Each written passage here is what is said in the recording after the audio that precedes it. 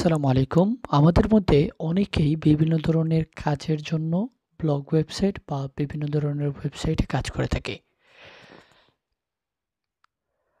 আমি বেসিক্যালি একটি স্কুলের জন্য, প্রাইভেট স্কুলের জন্য একটি কোড জেনারেট করেছি।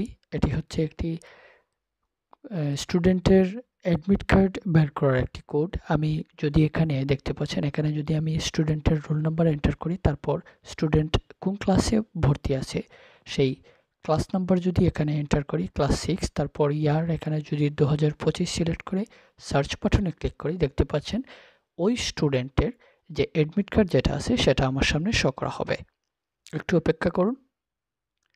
দেখতে পাচ্ছেন এখানে পিডিএফ আকারে শো হয়েছে। আমি যদি ভিউ পিডিএফ এ ক্লিক করি তাহলে এখানে দেখতে পাচ্ছেন স্টুডেন্টের যেই অ্যাডমিট কার্ড রয়েছে সেই অ্যাডমিট কার্ডটি এখানে শো হয়েছে।